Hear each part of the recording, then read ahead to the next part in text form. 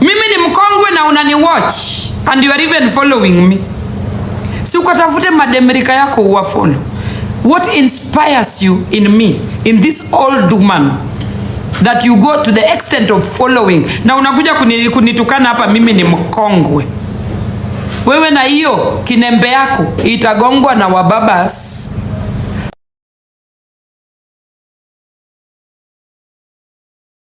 Hello guys, it's your girl Patience Status. Welcome and welcome back to my YouTube channel. If it's your first time here, make sure you hit the subscription box and put on the notification bell so that you don't any time I post a new video. Remember, I'm the queen of online gossip. So welcome to today's video. Don't forget to give it a like and leave a comment on the comment section. Get involved at all if you cannot handle it. Sawa, if you cannot handle that bullshit, wachana nayo. Kwa kusema tu, me have been so peaceful since I stopped dating. I've been so peaceful. I don't expect any call. I don't expect any WhatsApp message. I don't expect good night. I don't expect good morning. And you're good. Here comes a scenario. You meet some son of a bee promising you the world and cannot even say good morning. Cannot even say good night. Full of excuses. Oh, my friend. Guard yourself. Ebu mji watu wajigadi tu, sio lazima. Hainihusu.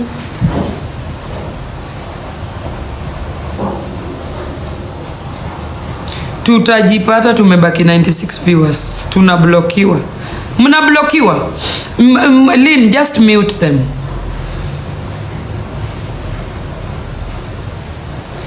We unblocked everybody last night. Just mute them, Nani. Lynn. Unajua nini? Ebu nisirudi huko. We are done with that story.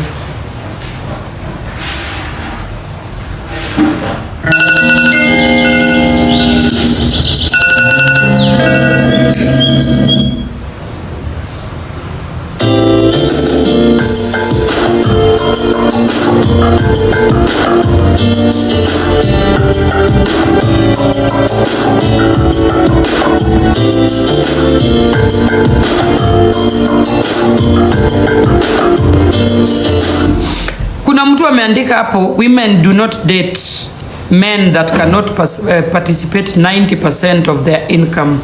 Do you know that is what puts men off? If you start having such standards of financial issues with men, you are looking for a man who is coming to take care of your bullshit. My friend, kama hiyo ndiyo akili uko nayo, enda tu uuze kuma. Roho safi. Unakutana na mtu unamwambia na charge shoti moja 30,000 Kenya shillings. Tusisumbuane hapo. Wewe ukuje kuniambia you want a man that is going to take 90% of your problems. Wewe enda tu uuze kuma, roho safi. I think kuna joints za kuuza kuma bado. Unatoka huko without attaching yourself in any way with anybody. Which man is century tuko will take 90% of your problems na wache zake? Men don't want to take people. Yani wanaume siku hizi hawataki kubeba burden ya mtu. And that is why we women we become independent. Wanaume siku hizi wanapenda wanawake independent. And you know what? The first date will determine if the man will call you again. According to your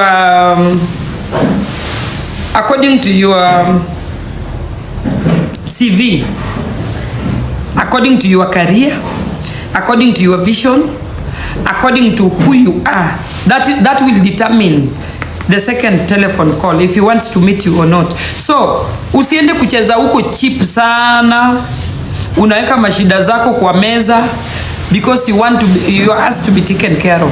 Wewe enda uuze kuma, uko na option ya kuuza kuma. Sawa. You can also thrive in that business ukifocus. And if you want a relationship, let it be a relationship. Sawa, relationship na financial need ni two different things. Those are two different priorities. Most marriages are now failing because men, they feel used by women. Kuna wanawake wanakujanga na akili ya the man is the provider, and if he doesn't provide, the relationship cannot go on. Tuseme tu kweli guys. Msiweke if you are going for the relationship, first invest kwa the relationship, then financial issues later. Lakini ukileta finance first ndio relationship haiwezi work. Tuseme tu kweli. And that is why we women abroad, we are independent. I pay my bills in the restaurant on my own. I don't need a man to pay my bill. Juu tumekutana na yeye kwa hoteli. Sawa. When the man sees wewe ni wa kuorder and you order things that wewe mwenyewe ukiambiwa ulipe hauwezi lipa, hiyo inaitwa taking advantage of the situation. You are taking advantage of the situation yenye wewe ukiambiwa ufanye hauwezi fanya. So guys, if you want a relationship, let us just reason together. Tukienda kwa restaurant, order something that hata wewe unaweza lipa. When the deal goes sour and the man says I cannot pay that bill, utabaki hapo ukiosha vyombo ama utalipa hiyo bill na utembee na pesa zako pia. Hakuna vile unaweza enda date na nini, you are budgeting on somebody else's pocket. Nyinyi ndio mnafukuza hao wanaume. You are the one chasing this men away at the end of it all, because your ass should be taken care of. The African mentality of dating.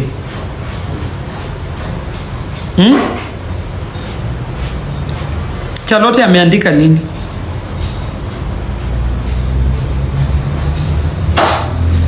Yeah, and by the way, Charlotte anaandika hapa, African men cannot differentiate between relationship and money. It is becoming more difficult to date, just to date generally, guys. Because you know, white people, they separate finances with relationship. Yeah. And they set the record straight, what is expected of you in the relationship. If he will pay the bills, atakwambia. Kama atalipa, atakwambia. Mkienda kwa restaurant, atakwambia kama atalipa ama atalipa. Yani, mtu ana set goals from the word go. Lakini we ukienda tu na akili, a man should take care of you. My friend, enda tu uuze kuma. Enda tu uuze kuma. Jua kuna tofauti ya mwanaume kukulipia bills, anakulipia kila kitu na anakudinya. Si bado analipia hiyo kuma, ama? Si basi wetu ukue tu commercial worker. You get your money and you are okay, you are good to go. And you are not responsible to pay any bills in the house, ama? That's the truth. That's the truth. And by the way, men siku hizi look for potential sponsors. Men are not looking for genuine relationship out here. When they meet you, they want to know your financial stand. Are you somebody who they can gain from, not the other way around? Dunia pasuka niingie, nifunikwe. Yeah, that is the trend nowadays.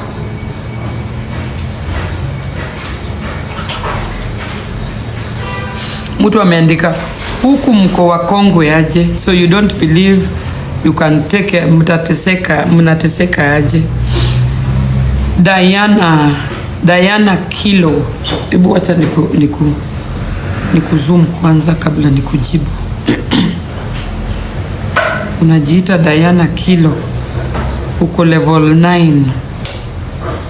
That even your level alone determines who you are.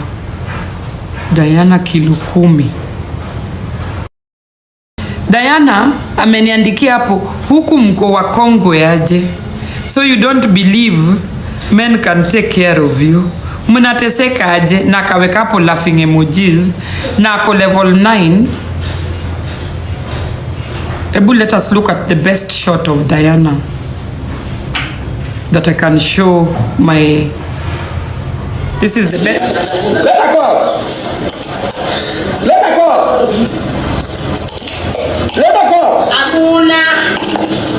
Let her go. Let her go. Let her go. Let her go. This is Diana Let her go. addressing me on comment section. Let her go. Let her go. Hakuna. Let her go. Ni mjibu ama nini? Achane tu na yeye aende salama, asishikwe na depression. Nako level 9. She's level 9 on social media TikTok. Nimwache asishikwe na depression.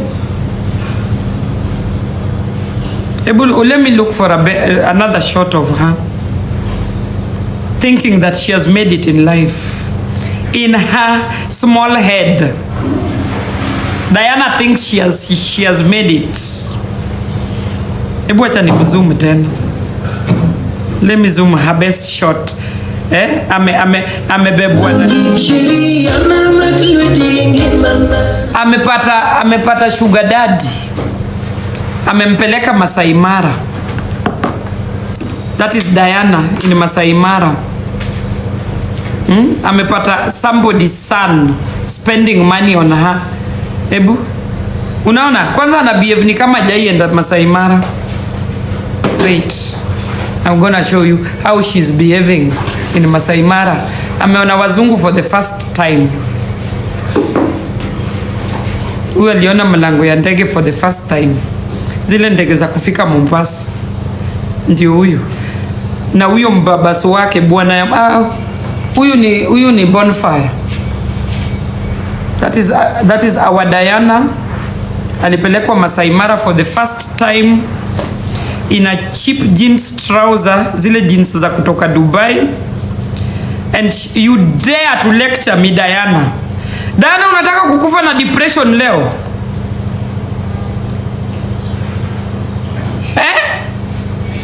Alafu Kenya kuna winter. Hii ni nini umefunga kwa shingo? Kitambaya kutandika nini? Kiti. Misplaced priorities. Kwani Kenya kuna winter? Mnavaanga hivi. Mnafunga vitambaa za kutandika kwa kiti. Diana. Mimi ni mkongwe na unani watch and you are even following me. Si ukatafute mademerika yako uwa follow. What inspires you in me, in this old woman, that you go to the extent of following? Na unakuja kunitukana hapa mimi ni mkongwe. Wewe na hiyo kinembe yako itagongwa na wababas. And I'm very sure huyo alikupeleka Masai Mara alishakuacha. Sasa hii unatafuta wa kukupeleka Dubai. Ukitoka huko unatafuta mwingine sijui wa kukufanyia nini. Diana, I am not your class. Mimi alinipiga hapa kelele TikTok na nipate mapato yangu kuliko kulalishwa kinembe na wababas. Sawa. I'm not your class. Gongwa kinembe pole pole na upige bei mzuri. Takataka hii. Mimi ni mamako unaniita mkongwe. Meru, kwanza we ni mjaka. Achal nigi Meru. You address me again. Na sikufollow back. Sina haja kukufollow. In fact, block. Ini backup yangu. Nitakublock. I will block you. Let me screenshot your account. Hawa ni wale wanawake ujifanya wamefika kwa akili zao. Juu amepata mwanaume anampeleka kwa spa, ana masaji wa kinembe. Takataka hii. Una masaji wa kinembe na school fees ya watoto. Stupid.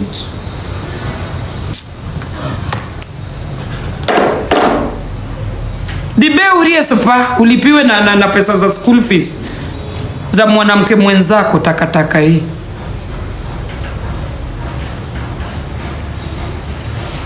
You think every woman is of the same caliber?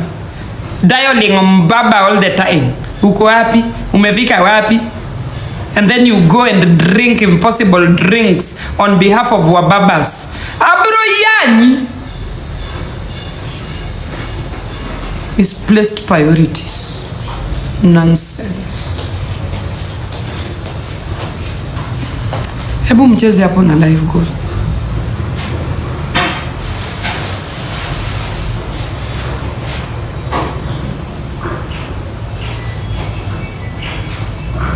Hebu Diana, hebu comment tena. Kama uko na nguvu, tuende nalo. Kenya mzima itakujua leo. Hebu comment tena. Kama uko na nguvu. Unakuja kuchokoza mtu haja kuchokoza, umemblock. Wacha aendange akiendanga.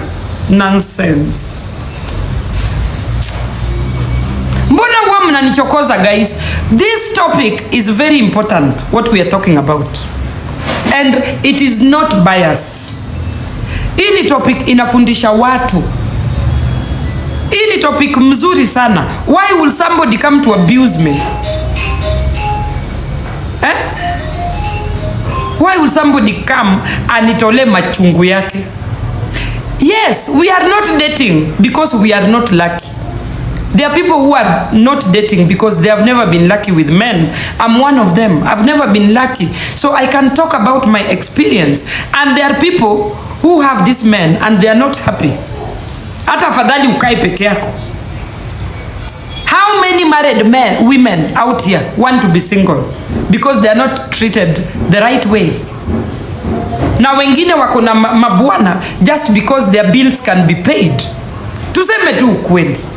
How many women out here wako na wanaume because the bills have to be paid? If they are alone, they cannot take care of the bills. So they have to stay with this man irregardless of what they are going through. Tuache kujifanya. Tuache kujifanya na tuache feelings. For no reason. Me, I'm a single mother. I am very comfortable with my situation. I'm not complaining. Na mimi ni mkongwe. Yes, I am lucky to even get old. Because the things I did when I was younger, I didn't even know that I could get this old. Mimi nimepewa bonus katika hii maisha. I could be dead long time. The life I had, I'm coming from a very dark place, if you know my story.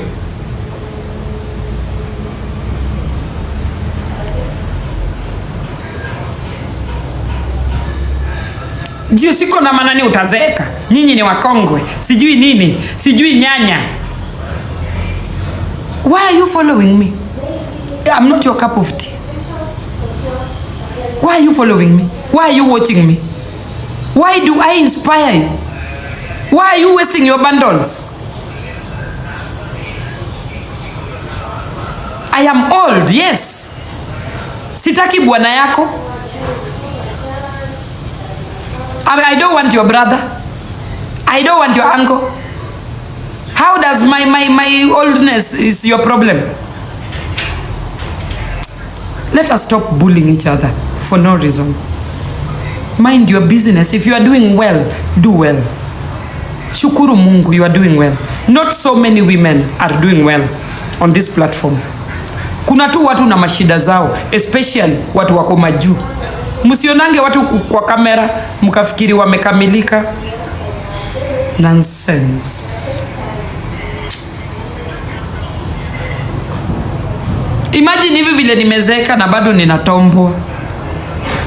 Hata wewe pengine umekaa 1 week hujaona mboro. Heri mimi takataka hii. Na ninatombwa na somebody younger than me. Sawa, na kona misuli. Nonsense.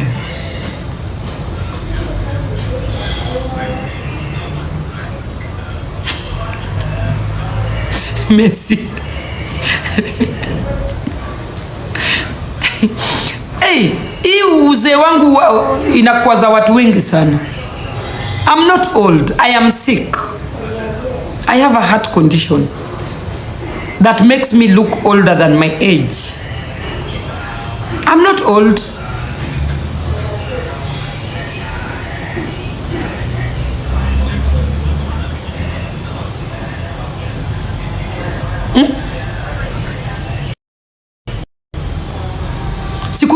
Kuishi ni bahati. Angalieni Maria amekufa na 19. Hebu angalieni Who want their kids to die that young? Who? Ni watu. Kama bado unaishi, shukuru. It is a blessing. Na pia kuishi ni bahati. Sio lazima. Kuishi ni bahati.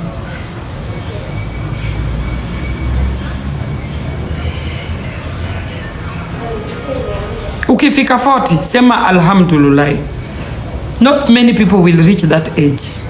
Shida zimezidi, mawazo zimezidi. Siku hizi hata watu wanakufa na depression. Si ati mtu ni msick, depression. Why are young people taking away their lives? Depression. Instead, a teenager akuwe busy na mamake, wa mama wako busy TikTok. There is my teenager. Ako kwa iPhone yake. Sijui ana watch nini. We don't know what influence this telephone have for our kids. We are a lost generation. We have misplaced priorities. No, iko TikTok.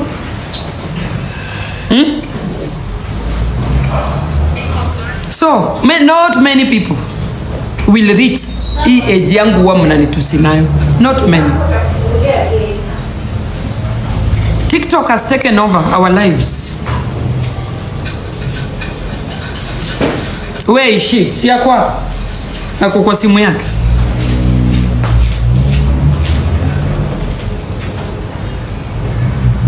And then we blame our kids for their behavior. We don't even have time for our kids. Tuseme tu ukweli. Me, I'm a mother of 3 teenagers. I spend all my life on TikTok than I spend with my kids. And then we wonder what is causing all this confusion on our teenage kids. We are part of this thing. We are part of this confusion. Hakuna vile mwanamke ako na akili yake ata dance TikTok, dance zingine hazieleweki, na uko na teenager anakuwatch. What do you expect of your teenager? Na akifanya the same unampiga. Misplaced priorities. Just saying.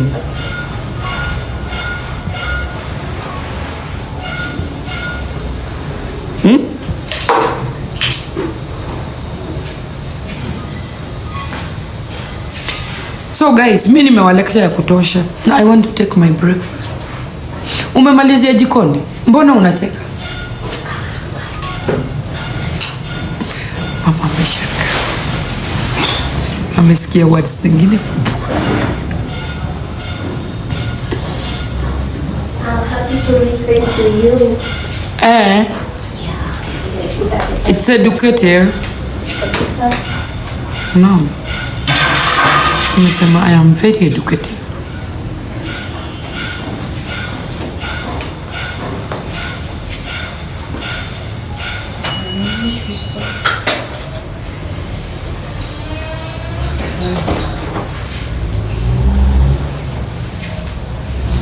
Tuition without fees. Yeah, Mom Charlotte. Ongeza volume. I sometimes really talk a lot of sense. Not all the time. Saa zingine naongeanga maujinga tu, but when I'm talking sense, just allow me to express that sense. Hakuna haja ya kunitusi, ukuje unikumbushe mimi ni mzee. Kuma izekangi, even 80-year-olds bado wanaonana na wanaume. Sawa, thank you. Na kukuwa mzee sio kilema. Uzee sio kilema. Msitulete. Mmetuchosha. Wewe ni mzee, wewe ni mzee.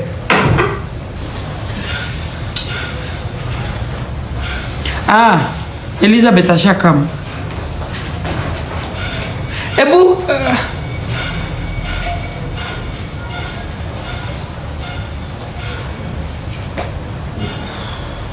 Can I walk here? Yes, you can. Sina nini? Sina. Unaenda.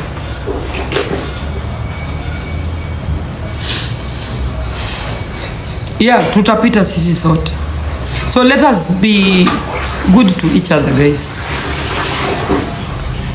Hakuna haja unitusi, mimi ni mzee, sijui ni uzee wangu inakuhusu. I have the best part of my life behind me. I spent my teenage in Europe. I can lecture you about Europe. Yeah?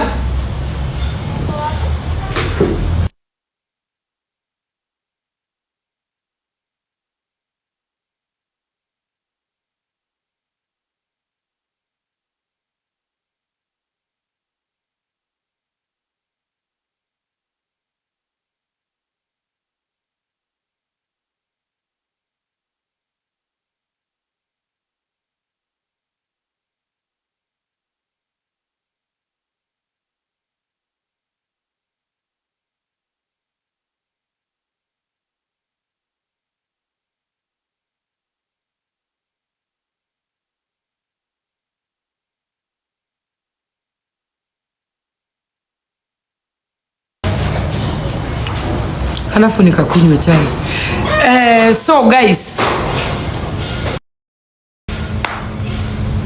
una motivate some of us. Yeah guys, mimi I have the best part of my life behind me. I spent half of my life in Europe. I know how white people behave. I know how they reason. It is not a mathematic for me. So I think I have the best part of my life in Europe. I'm glad I managed to raise my kids in Europe. That is a plus for me. Wakichoka wanaweza rudi Kenya. So as much as amnipendi, look at the good part of what Nyako can teach you online about life abroad. I have that experience of life abroad. Sawa. And as you can see, I've been single all my life. So I have been a go-getter all my life. I raised my kids on my own. My firstborn is 19. People who know my kids, you know what my kids look like, yeah? They look like kids that have been raised well. Sawa sawa. So look at the good part of me. Stop looking at my age and my looks. Mimi sitaki unitombe. Sitaki babako anitombe. Juu kama ni kutombwa, I can get anytime vile nitatombwa. So don't worry about my age, and don't let my age ikusumbue sana. Wewe ngangana na maisha yako. As young as you are, I'm very sure uko na vision ya kwenda majuu, uko na vision ya kuolewa na mzungu, uko na vision ya kupanda ndege. That is not in my list.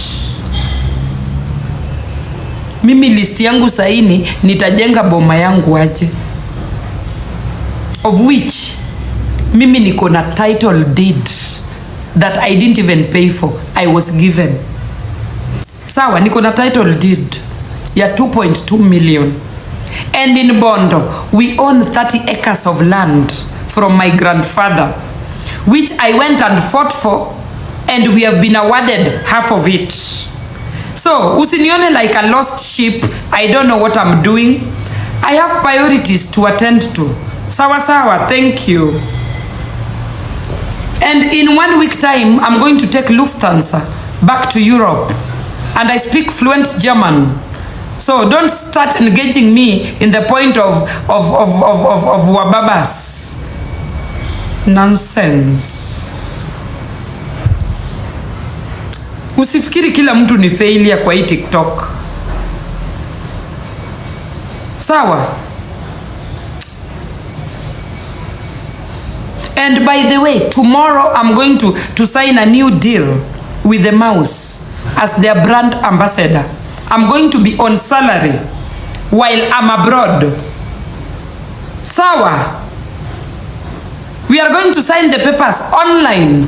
Don't look at me as a failure. Takataka.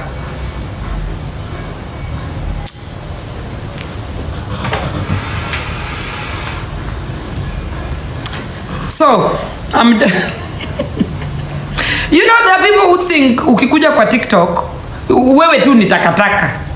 Uko confused, you have nothing going on for you. Wanaona tu your negative part. Guys, don't judge books by their cover. There are people who are on this TikTok and are doing better than even our leaders in the parliament. Hii TikTok msicheze. Kuna watu wamekuja na akili kwa hii TikTok. Na wewe, if your ass is being served by a mbaba, usifikiri kila mtu anasaviwa hapa na mbaba.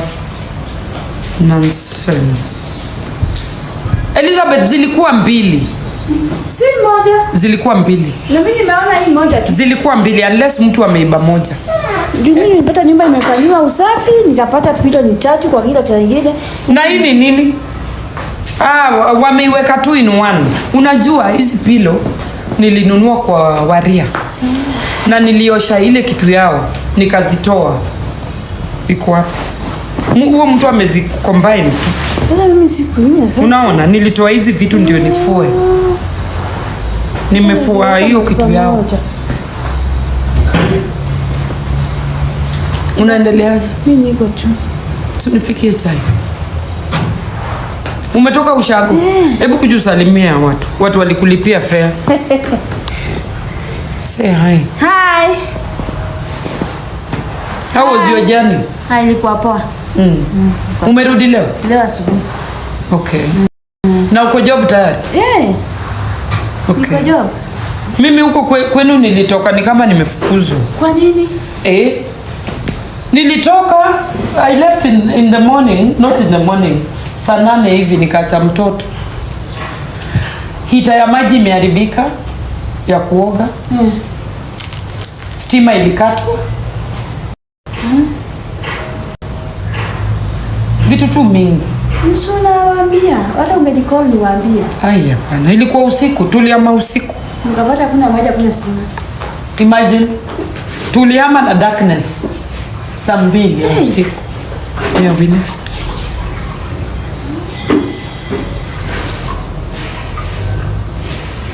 Sasa umekuja huko. Mimi naenda kufanya kazi. Naona vile huko ni kupoa. Sasa huko pia sisi kubaya. Ni kupoa kushinda ile side nyingine. Tupike chai. Tukunywe. Ndio nipike chai tukunywe. Mimi ndio maraga. Nipike chai. Unakunywa chai tangu asubuhi?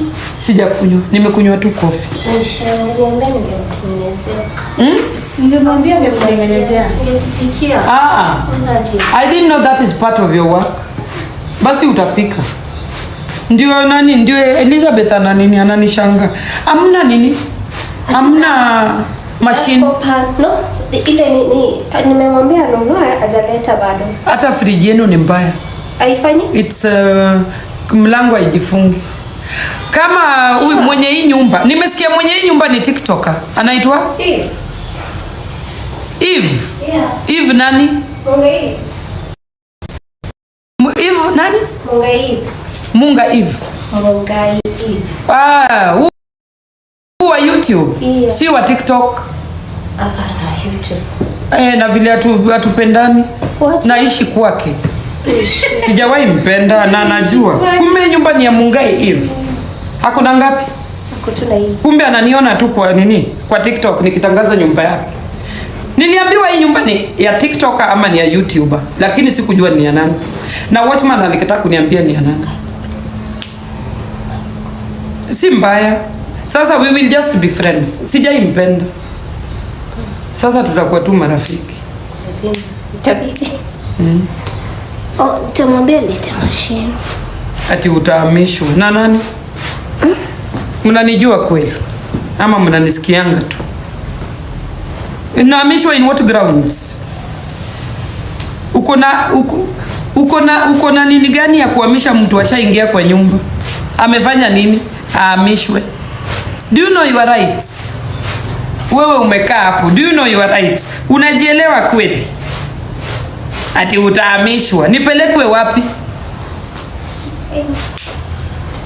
Amnijui. Mnanionaga tu. Kwanza hivyo. Wacha tuache hiyo story. Okibed pin. By the way, kama hii nyumba ni ya Eve Mungai ya ukweli, it is very smart. It is very smart. Ile kitu ningependa atengeneze, master bedroom, the shower is dead. Sure. Imeharibika. Yeah. Shower imeharibika. Okay. Na fridge mlango nini? Sijui ni mguu ya fridge ama ni mlango. Something's up with the fridge. So if she can buy a new fridge, this place is perfect.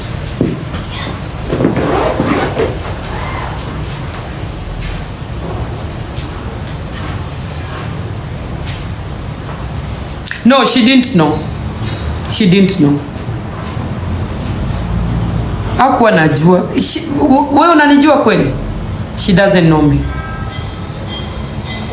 Anijui, so I talk out of innocence. Ati tuhame tunaenda. Ati nyumba ni ya Eve. Siami until I check out. Ni pesa anataka ama ni nani anaishi kwa hiyo nyumba? Siami. Imagine kuna vile tulikosananga na Eve. There's something I said about her last year.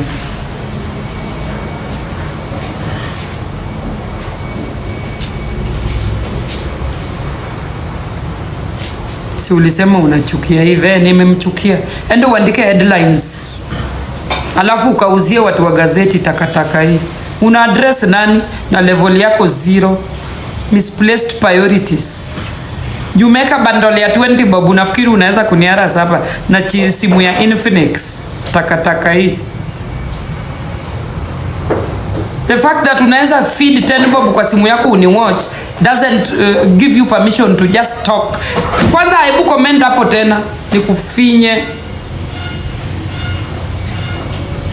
Simu hata ukitaka kupiga selfie ya unioni. Ati piga selfie. Simu imechapa imechoka. Ati unaweza comment nayo. Nonsense.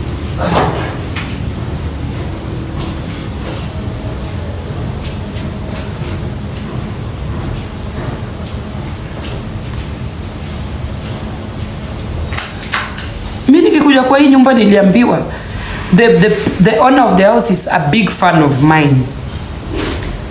And I thought it was Trisha Khalid, because I hear Trisha pia kuna apartments huko. Little did I know ni Eve Mungai. Little did I know. Na kama hii nyumba ni yake, it's a very beautiful place. The least I can do for her is to advertise it for her. Na atapata watu. Wacheni chuki. Kando. Think business. The best I can do is to advertise the place for her, which is a plus. Wacheni chuki and bitterness. Nonsense. And imagine I might end up meeting her. You can turn that bitterness into friendship. Me, I don't live in Kenya. I have nothing to lose. Sawa.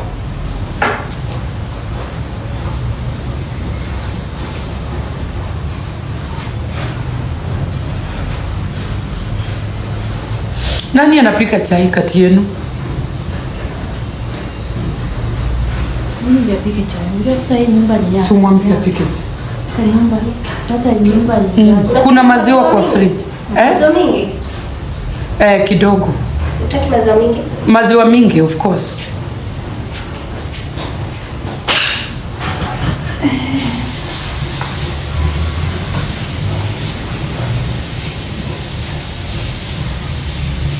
Ruman, hi. Guys, this our, I've never gotten the chance to meet Eve Mungai anywhere. Hata kuni interview, ye utumatu watu wake. Nendeni mka interview Nyako. Nishakuwa interviewed na watu wake by the way. My first arrival in Kenya. Alitumanga watu wani interview. So, this time naweza meet Why not? Being that I'm living in her property, it will not hurt. Mwambia siweke majani moto. No, niko na tea leaves. Niko na tea bag. Asiweke majani atola to.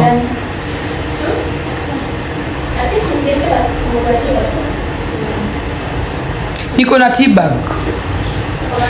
Elizabeth, si unibaie super loaf. Niko nayo. Mkate ndio sijui kama niko nayo.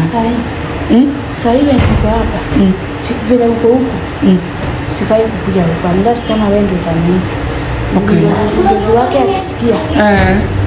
Juu pia yeye hapa. Tunamwona pia hapa. Sasa yeye ndio anafaa mkono. Lakini cooking is not part of your job. Yeah. Kupika pia is allowed. Hawapikani. So pia mimi nakimbia niingie kwa kazi. Naingia kazi sasa. Unaenda job? Huko? Hapa tu huko nimetoka imeshafanywa kuna mmoja afaa ingia. Ati? Hii mayai ilikuwa inatuma mlango is lock. Umeitoa? Umetoa mayai? Nimesongesha nyuma. Okay. Lakini nini mguu yake mmoja pia? Yeah, inafaa kutengenezwa. Yeah.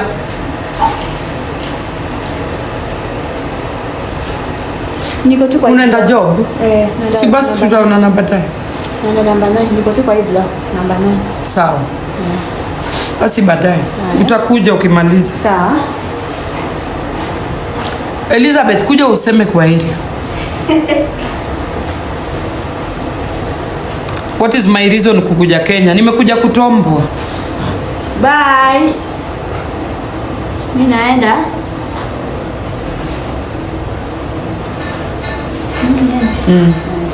Taongea baadaye. Huyo nani ameniuliza what is my reason kukuja Kenya? Wajerumani wamenifukuza. Nimekuja kutombwa.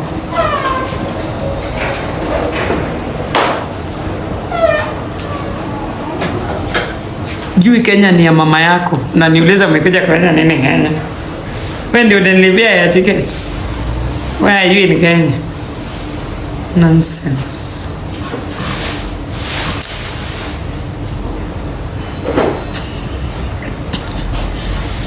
Chachi la kwa.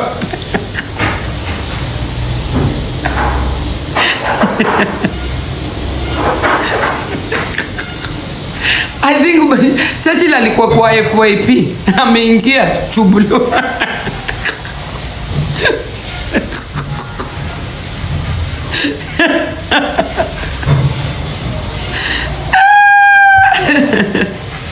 Mbona huwa mnanikasirisha?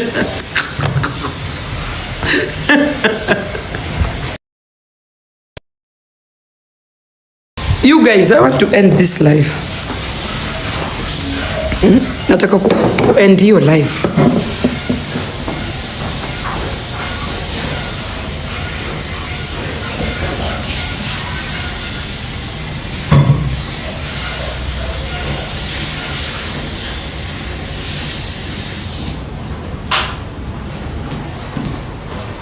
Ebu na muinvest guys. Muinvest. Muinvest, you invest.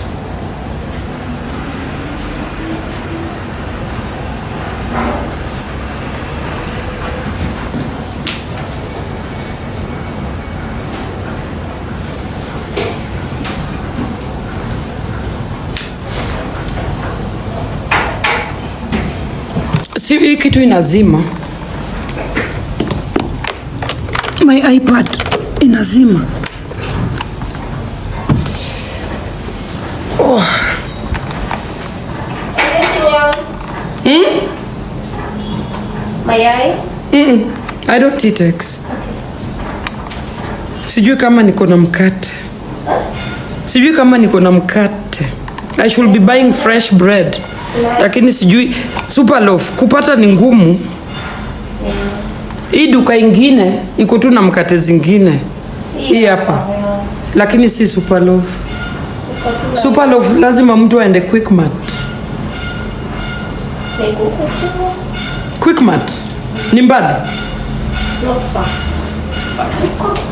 Hey, mi siwezi toka juu ya mkate. Nitakunywa tu chai hivyo. Na your daughter? You come chai? You come to chai? My daughter doesn't take breakfast. Okay. Wapi Sara? Sara ako kwa room yake. Siku hizi niko live too much.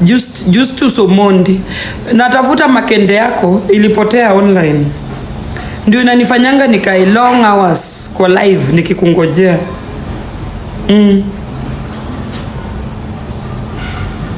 Ndio unanitumianga bundles na inakukwaza sana.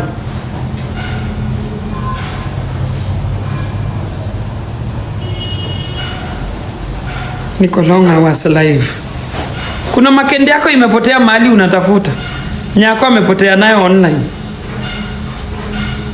Concentrate on your manhood. Wachana na mimi.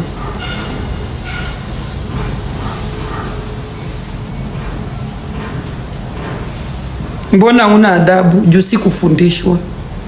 Babangu alikufa mapema kabla dunia ianze kunifundisha adabu. My parents died very early. So wakaniacha tu na dunia na dunia haijanifundisha bado. Na ngoja mamako akuja nifundishe vile nitaishi na watu. Mrs. or Mr. Adabu. Mbona una adabu? Sasa hizo anani address na mulika mwizi. See your life.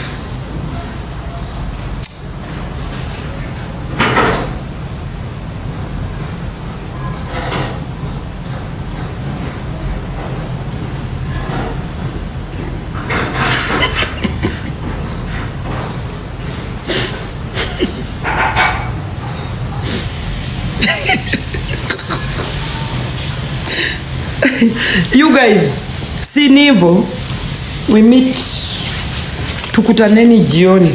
Kesho niko na game na Tizian. Kesho niko na game. It's Tizian's birthday.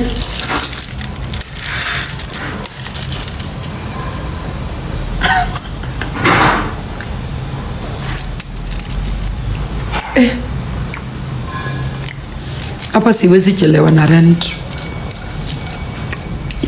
Nitaona jina yangu headline. Hapa siwezi chelewa na rent. Chinedu, umesikia? Hapa hakuna kuchelewa na rent. We will make headlines so. Na hata tuwezi ama na slippers za lodging. Hata pillow. Mimi kuna lodging zingine mubeba pillow. Hapa tukitokata na pillow, we will make headlines.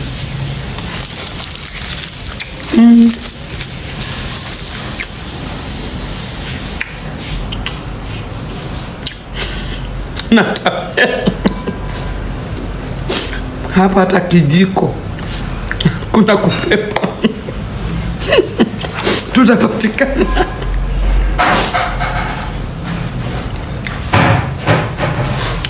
Slippers. Hatuwezi amana.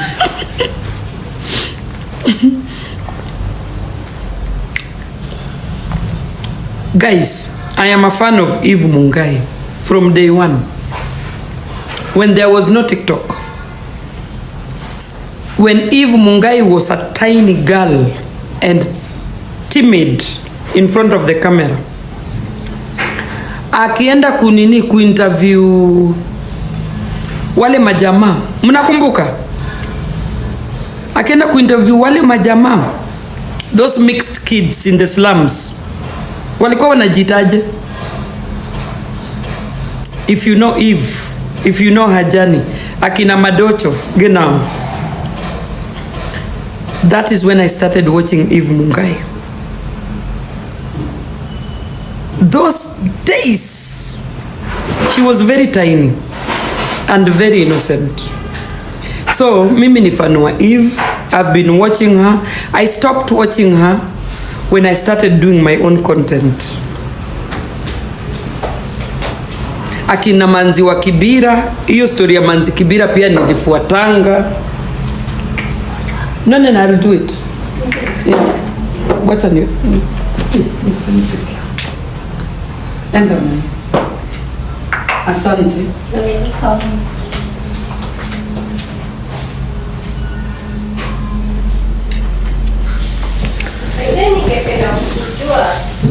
Ungependa enda ulize Eve atakwambia. Enda ulize boss wako. Amuongeangi. Nasema kuonana ni ngumu. Si umwambie tu amepata guest mwingine makelele.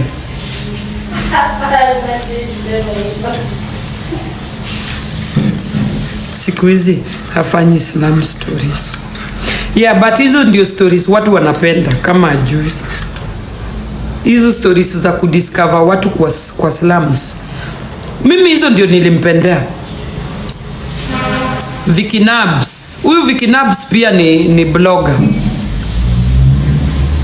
Huyu Vicky Nabs pia ni blogger if I'm not wrong. Ama? Vicky Nabs, thank you.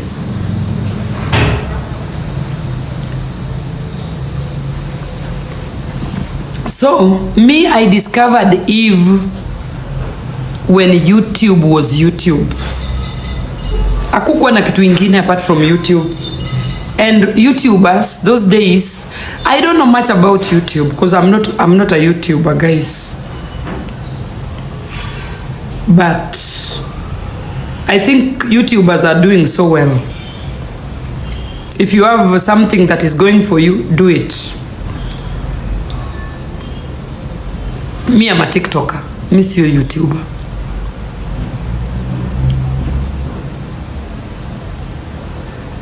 Mafla ako hapa.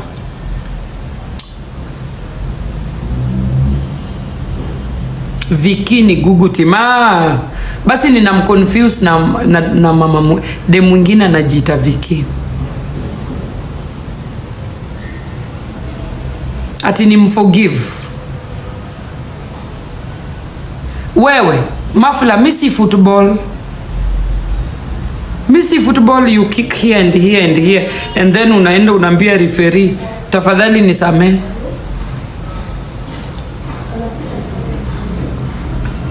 Mafla, wewe nimesikia uko na pesa mingi sana. Wewe ni tajiri kushinda vile you showcase yourself here online. That is the latest news I have of you. You are a very smart woman when it comes to money. Usinicheze.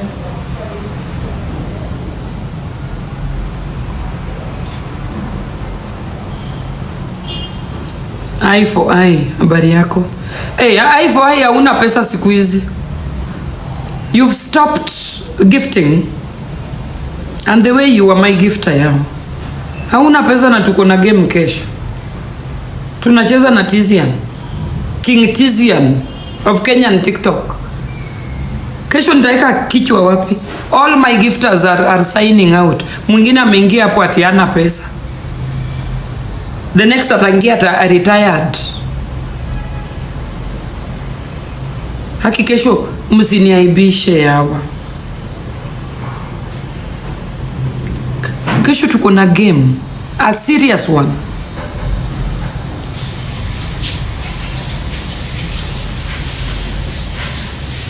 Kesho kila mtu akuje na lion moja moja, timu gugu. Wale wana nini? I think I can have tomorrow 500 lions. Mkijitolea tu kila mtu lion moja moja. Nyako, welcome. Thank you. Yeah, Vicky Nabs. Imagine tomorrow tuko na game na King Tizian. Na Tizian anataka kunivua nguo. Let's not allow this title tuvuliwe. Unajua akinivua ataitwa King President of TikTok. Atachukua title zote. President King of TikTok.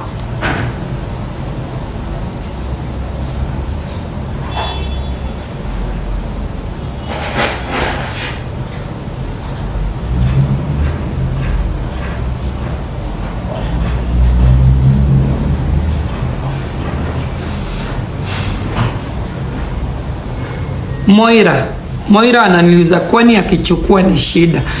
Moira, ungekuwa level 30 ningekuwa na strength ya kukujibu. Hebu jisukume utoke hiyo level huko ndio urudi uniulize hiyo swali tena. For now you are very irrelevant in my life as far as I'm concerned. Very irrelevant. Hata siwezi waste time nikikujibu. We tap hapo ginene screen.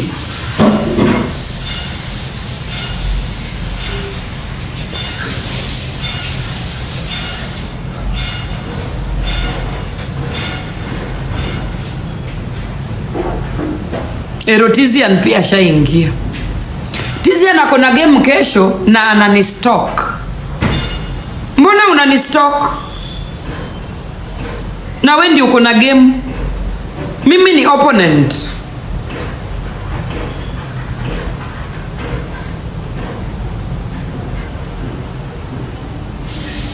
Nyako uko Kenya for how long?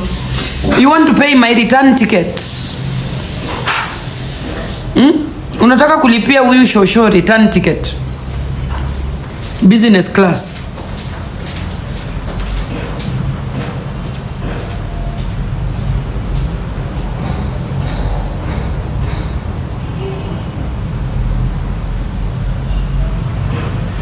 Mimi ni opponent.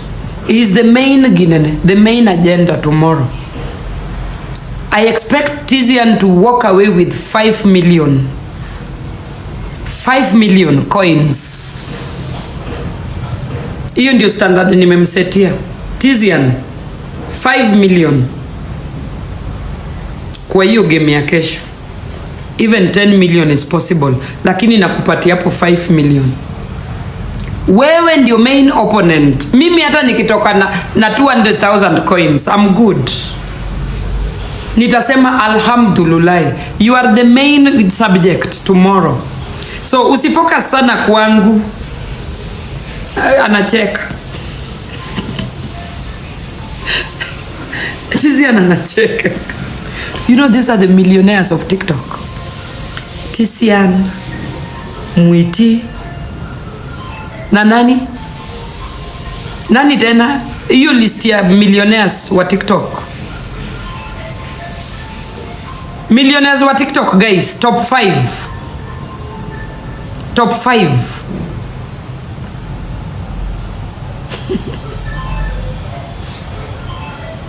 Hiyo ni simu ya nani? Nimeona ifanye. Ni yako? Yeah, shower imeharibika.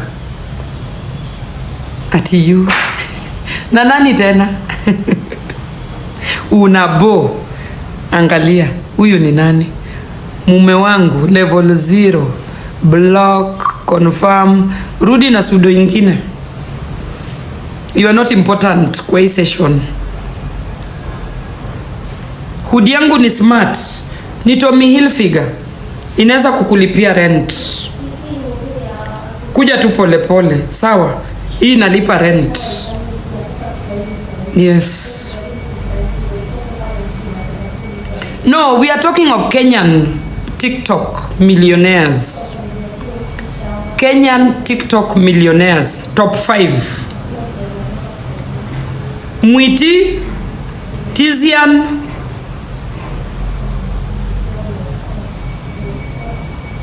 the 3 watatu. Content creators guys, content creators, people who create content. Cheryl,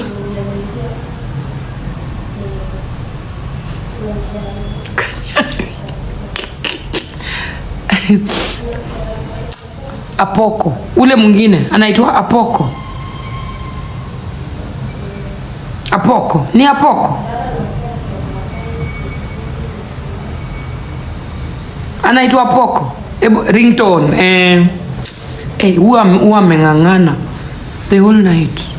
Tap tap tap tap tap tap tap tap tap tap tap tap tap.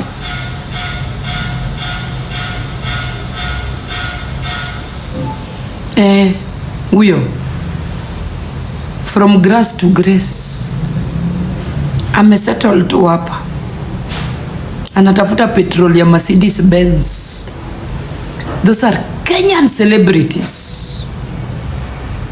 Tap tap tap tap tap tap tap tap tap tap tap.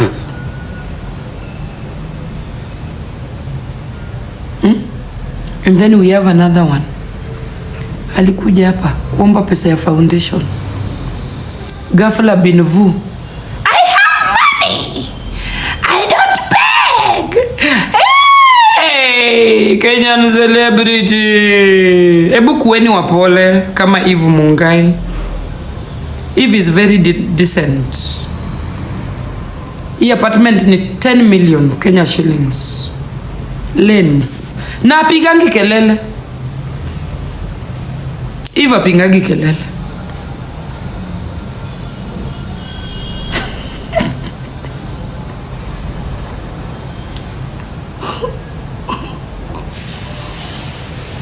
Yeah, this apartment is 10 million. Kununua. 10M.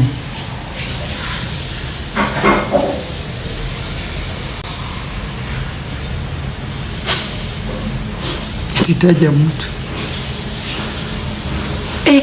Kenyan celebrity. Hot air. Mi naonaga wanagonga screen mpaka asubuhi. Jana niliacha Apoko akigonga screen na ule mchawi wa Germany. Tap tap tap tap tap tap tap tap. Nimeshtuka 5 o'clock, nimeingia TikTok, nikapata Apoko is well, healthy and very awake. 5 o'clock in the morning. I'm like, really? Tap tap tap tap.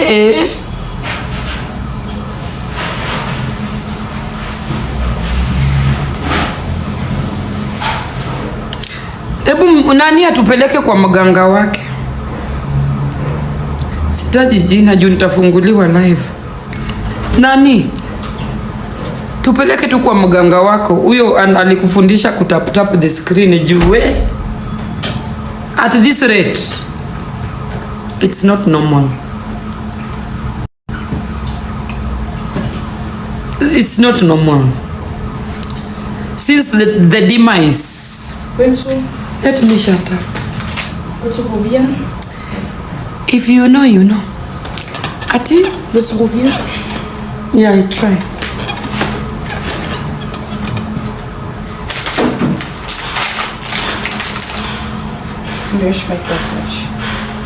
Das ist Kenyanische was Oreo? Oh.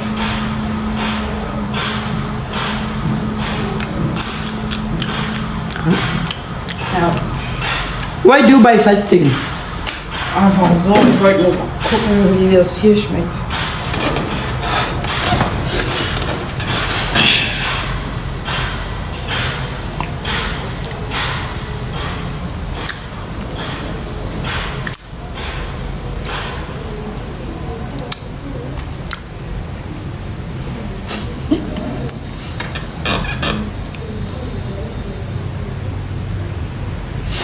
So guys, mimi nina wabembeleza. Kesho, you rise to the occasion. Gugu team. Hiyo ni Oreo. Yeah, lakini ya Kenya, it tastes different. Salasia pia kutap tap tap. TikTok ikifungwa. Ne, kuna watu wana invest. Sio kila mtu anapose as maskini TikTok ni maskini. Kuna watu wana invest. There are people who make good money on this Kenyan TikTok. Kuna huyu ako chini ya maji. Ni grow host. Wacheni ni mtafute. Kuna kijana anatengeneza pesa mzuri hapa. He is doing very well. By the way, msisahau Kingangi is a millionaire on Kenyan TikTok. There is this one. Sijui anajitangaje. Ni grow host. Huyu mjaka, ule mjaka. Kuna kamjaka hapa ni grow host pia. Sijui anajiita nani. He is also doing very well. Simjui jina. Huyo boy child. Boy child, yeah.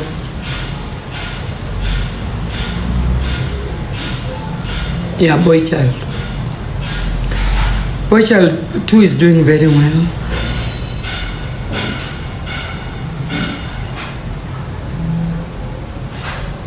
Negro host, yeah. Yeah, Diana Ross is also doing well. Remember, she made 2 million within 5 minutes. Diana Ross also pia amedandia stories za watu mpaka aka make it, mpaka akaenda kuadjust matiti, mashavu tu ndio imebaki. And I hope Roso is going to come through. Hizo mashavu zibondwe. We need a slim woman from top to bottom. There is no excuses. Na kila kitu ishonwe into place. Kwani ni kesho? Diana Ross also has made it by intimidating people and people thinking she has some brains. Kumbe mtu ako mental. So you can be mental on TikTok and also make it.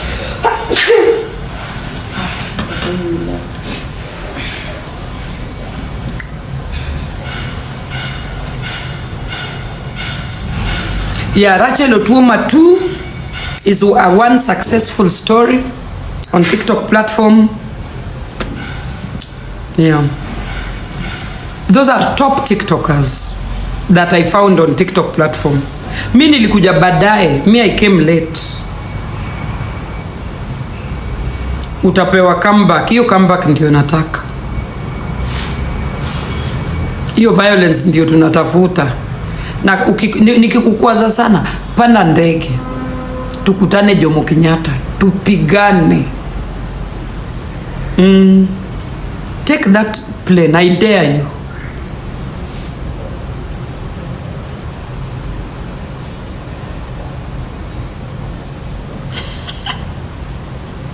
Dana, siti ulikuwa ukikoa watu kidogo. Court case. Ukikoa watu kidogo. Court case. Court case zake ziliendanga wapi huyo mama? Na kuna opinion on everybody and everything.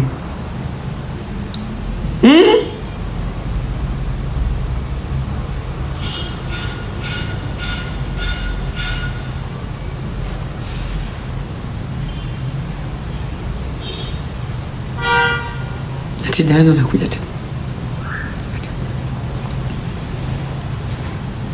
Anabeba mpaka mguu. Make sure mpaka mguu ili reduce. Kwani alikuwa na elephantiasis? Ana showcase mpaka mguu kwa TikTok. Tuhu.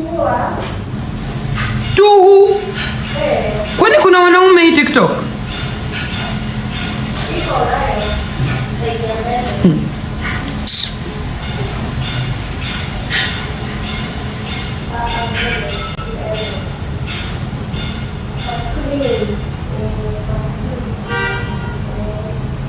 Nimeaddress nini?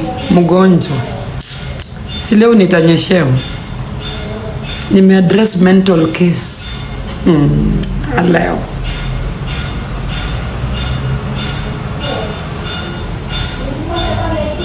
Wacheni kughost tag. So guys, ebu mnini tuko watu wangapi hapa? 1700. Ebu wale watu watani support, tumeni hapo love emojis. Kesho Tizi anakona game and we cannot afford. Najua nita lose, but let us lose ceremoniously. Please, aki msiniache kwa mata.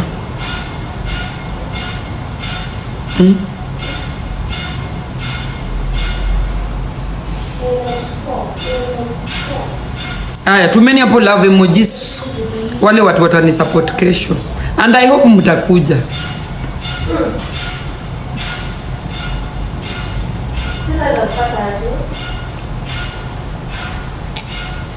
Alois wa Mungai, nimekuona.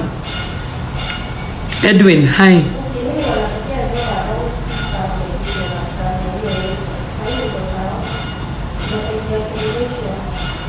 Time 10 Kenyan time tomorrow.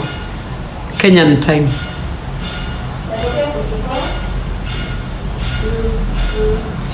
Saa ngapi?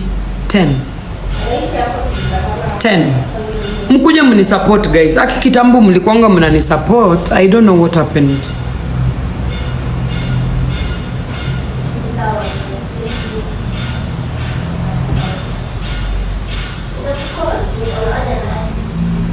Njoo Mombasa. Hiyo Mombasa ndio kuna mboro yangu. Na ningekuwa na tamaa sana ningekuja. Wacha tu nikuwe patient. Hiyo Mombasani.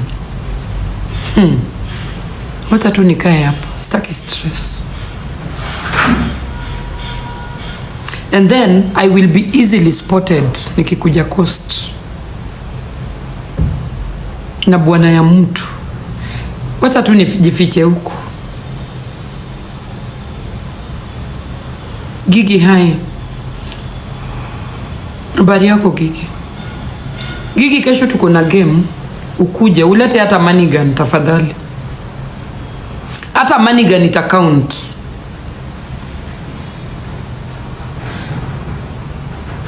Nipe hiyo udi. Malkia kujia. Siwezi come coast cause I will not avoid meeting that guy. So I was thinking of coming to Mombasa, but I don't want to jeopardize people's relationships. Mnieke kwa my headline. Nyako spotted in I don't know where with somebody's husband. Hey, wacheni tu nijifiche hapo. Sawa Gigi, thank you. Siri. Siri. Sini Siri. I don't want to be spotted with people's husbands in Mombasa.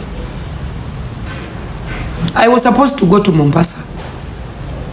Kupeleka nani Sara akaswim. But we can still make it maybe towards the weekend. Sarah is leaving on Sunday. Sarah is leaving on Sunday. Wir können Freitag gehen. Nach Mombasa. For 2 Tage. Vielleicht. Je nachdem. I might still go to Mombasa. I might still go to Mombasa. Aber ich habe keine Bado siko sure.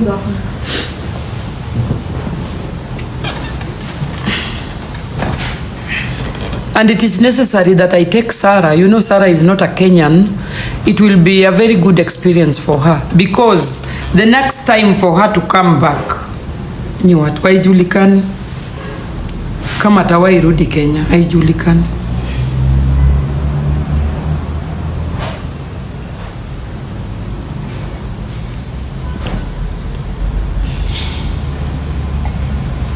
Masai Mara was paid by what's his name again? Papa D, Papa what? Papa something. Somebody paid for Masai Mara. Papa D, yeah. But unfortunately, I gave that money to somebody who needed it more than me. I'm sorry. Yeah, nilipatia mtu hiyo pesa aanzie biashara. So I'm not going to Masai Mara.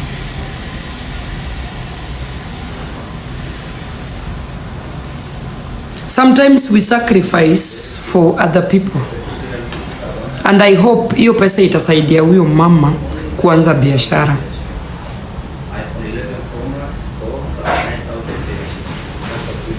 Yeah.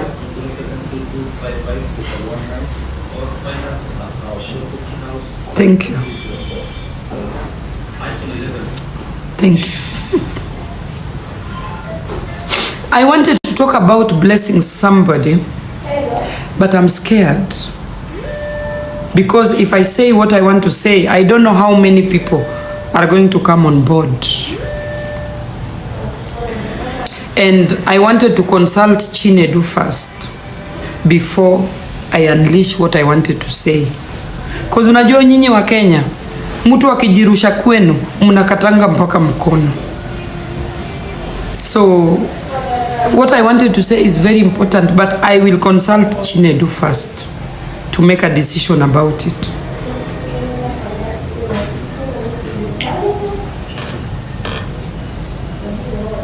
God will always open many doors, Hassan. I'm a giver. I always receive.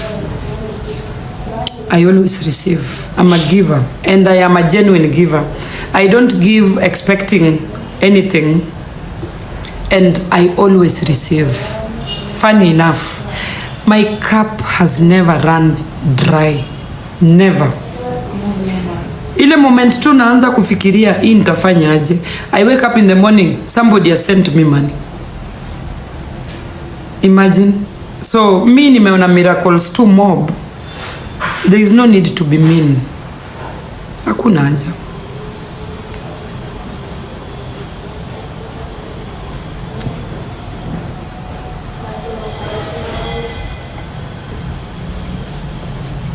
Since I joined TikTok, guys, I lost my job in April last year. I have never lacked. Sijawahi lack. Ni grace. Utapata mtu amekaa kwa kona, Nyako! Nyako! Na akifunga kamera, anawaza vile atalipa rent. Anawaza vile anatamani kuenda holiday, haezi enda. Anawaza tu vitu mingi. If you serve people with good heart and if you see good in people, I swear Mungu atakufavor tu. Lakini wewe uko tu na roho ngumu, ukiona mtu ni mwizi, mtu akifanya kitu ameiba, amefanya, you uko negative from January to December. Utakaa kwa hiyo kona yako from January to December na hiyo roho yako chafu. No day favor will touch your life. So learn to see good in people before you judge them. Mi nimejajiwa hapa sana. This is my 7th trip to Africa since I joined TikTok. And I am not working. What does that tell you? Where does that favor come from? Learn to see good in people. Sio uchawi, ni baraka. The good things you do will always follow you. Always. I'm a very good example of favor. If you don't believe in favor, I'm sitting here in front of you. What happens to you when you are a good person? This is my 7th trip to Africa since I joined TikTok.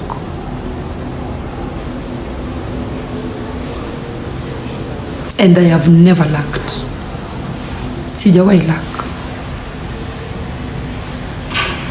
And I bless other people also in the long run.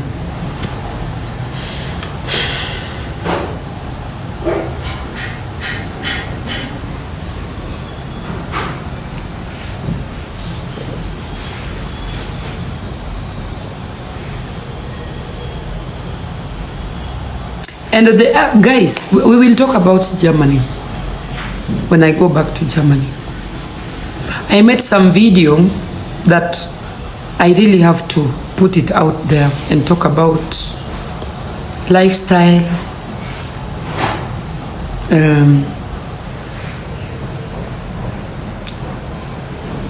it's not just about Germany, it's about abroad, life abroad. A normal worker, when you go with intentions of working, a working citizen,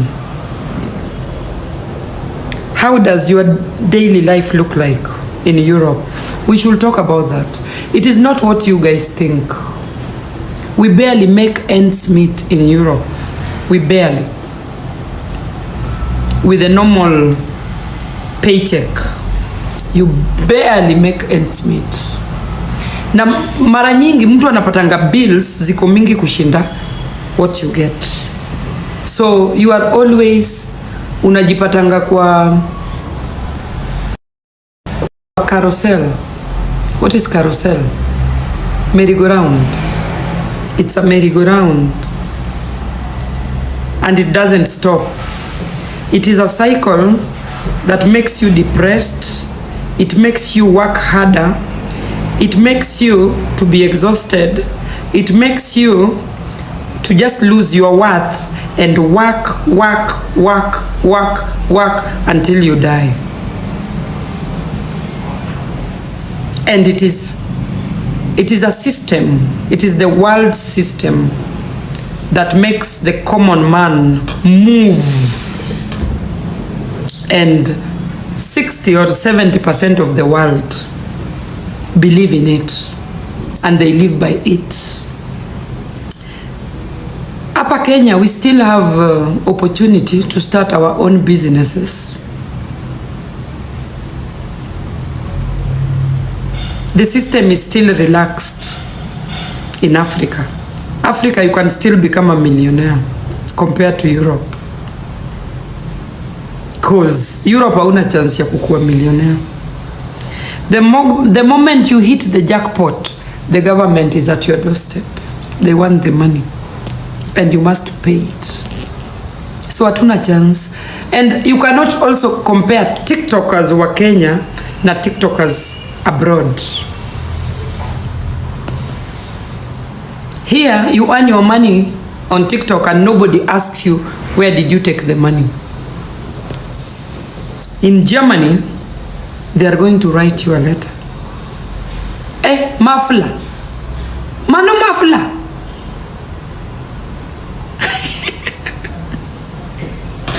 Aki mafla. Thank you.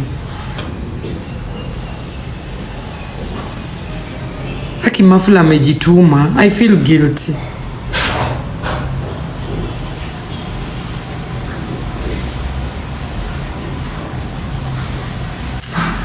I feel very bad. Yeah. Mafla, tutaongea.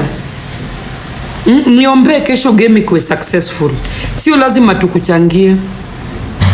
Game ikikuwa poa tu, I'll just send your mother something. Sio lazima tuchange. Na ukinikon pia ni sawa. So guys, history abroad, we must put it out there. We must put it out there. Na mjue pia kuishi na wazungu sio vile mnafikiria. Na sijasema msiishi na wazungu, ni tu when it comes to financial issues, then that is where inakuwa ngumu kidogo. You know, most people look for white people for financial ease. Mtu akushikilie, take care of your parents. Wazungu wa siku hizi hawana hiyo. Utaenda job ulishe hao wazazi wako. So sometimes it is just better to stay in Kenya na hustle your way up.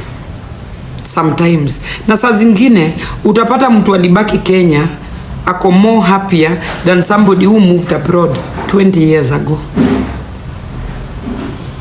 So kuweni wise before you make that decision to look for a white man to go abroad. It is not all merry. Na wazungu waliishanga. Good wazungus were in the 90s. Wazungus who could just take you, buy you apartment, wafanye vile unataka. Iyo glory ya wazungu iliishanga. Wazungu wa siku hizi wanateseka tu kama sisi. So this hustle of unabeba mtu mzee, makende inanuka, unaenda kunyonya hiyo makende for the next 5 years in the name of living abroad. Save yourself that bullshit. Try it here mpaka ishindikane. Nowadays we have a lot of avenues to make it in life. You can as well get a loan. Nimeona mama Nyako amenunua nini? Amenunua Uber, Bolt, taxi. She's a single mother. Amenunua Bolt. She's trying to make ends meet. Do not give up. hapa Kenya useme mimi naenda sasa. And by the way, pia kwenda Uarabuni is not a solution to our problems, because in the end we lose so many girls. Kuna watu wanakujanga na coffin back. We have a very small percentage urudi na success stories. History ya Uarabuni, some of them go missing, they don't find them forever. So guys, ku avoid easy stories, let us try hustling back at home first. Tujaribu hapa nyumbani kwanza, and especially kama uko na watoi, hakuna haja uache watoto hohe hai. You are chasing greener pastures. Some of us will hit those, but some of us we will end. Imagine you spending 10 years abroad, ujarudi home, umeacha watoi. These are cases, we have a lot of them. So before you give up on Kenya, guys, it is not merry out there. Kwangu mimi, I don't see anything good abroad. Kama uko na energy, you are still young, uko focused, you can make it in Kenya 100%. You can, ukiwa focused. Sometimes we dump luck yetu hapa, and then we just get lost in the quest of greener pastures. Najua hii TikTok inawadanganyanga mkiona mashoga wakipiga nduru online.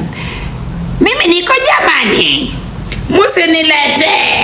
Wewe uko Kenya. Imagine wewe uko Kenya, unaweza toka ununue ndizi, utengeneze kiosk uuzie mtu bila mtu kukuuliza.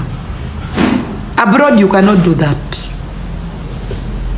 Abroad uwezi toka tu ukaanza kibanda. It's not allowed. So before we run to abroad, mnaonanga watu wakishout TikTok, pombe ni cheap, pombe ni shilingi moja majuu. Mtu amekunywa pombe zake, anataka kuambia vile majuu ni kuzuri. Think 10 times before you make that decision of looking for an old white man online to try to change your lifestyle. Ati unaenda mayu. Hizi majuu ni jina tu.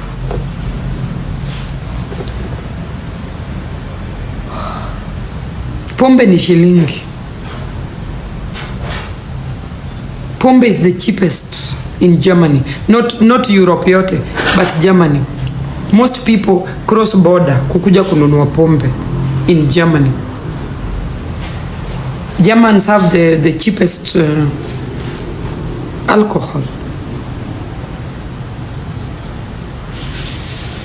So before you give up on Kenya, mimi ninamwambia young girls wenye wako focused kutembea na wazungu, na ninajua hamtasikia. Mtajiuliza kwa nini Nyako anaishi majuu na anatuambia ati tukae Kenya. My friend, wale wata listen to this thing will thank me later. Cause kuna wale watafika waseme Nyako alisema, I wish I listened. So she was saying the truth. Kuna wale wasikiangi mpaka wafike. So before you make that decision, jaribu hapa. Jaribu hapa. Imagine mimi nimeishi Germany 20 good years na nimerudi naishi kwa property ya Mkenya. Mkenya, a younger Kenyan than me, owns a property. Mimi mama mzee naishi kwa property ya msichana mdogo, and I've been abroad for 20 years. Huyu msichana hajawahi enda majuu, hustle her way up kwa ground. Am I making sense? Am I making sense? Abroad ni jina tu guys. Majuu ni jina tu.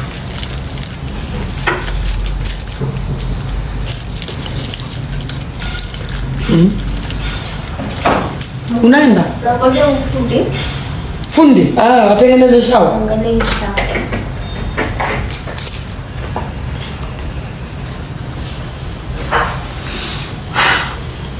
So guys, we have a lot of opportunities in Kenya.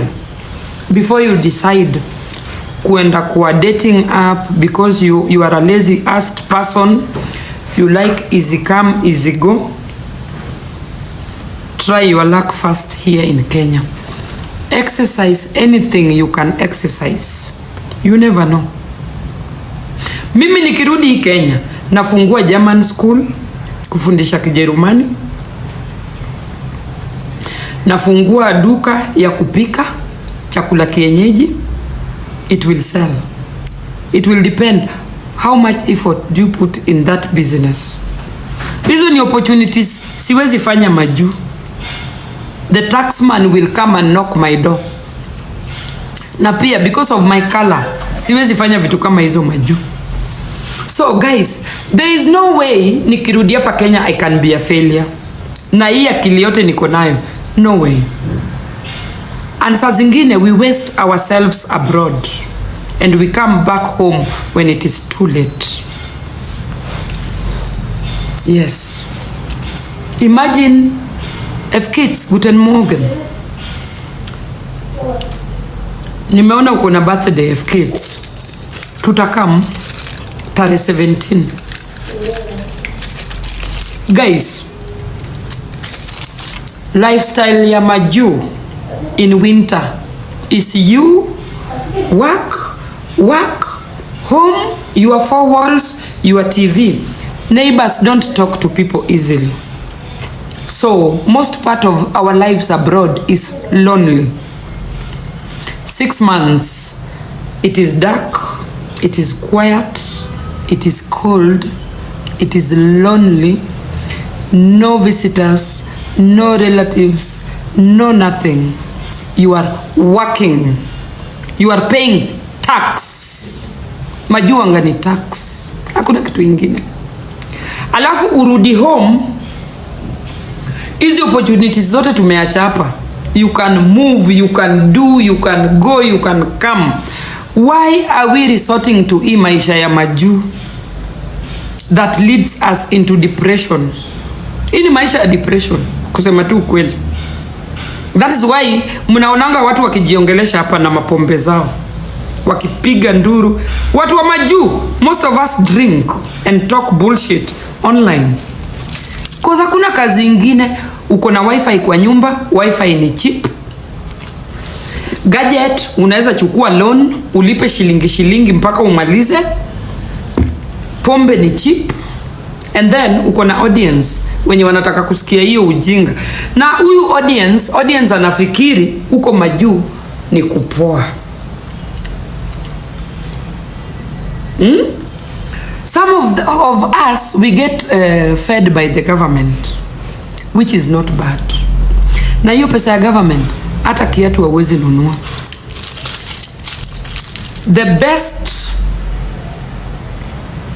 The best quality shoes in Europe is from 100 euros.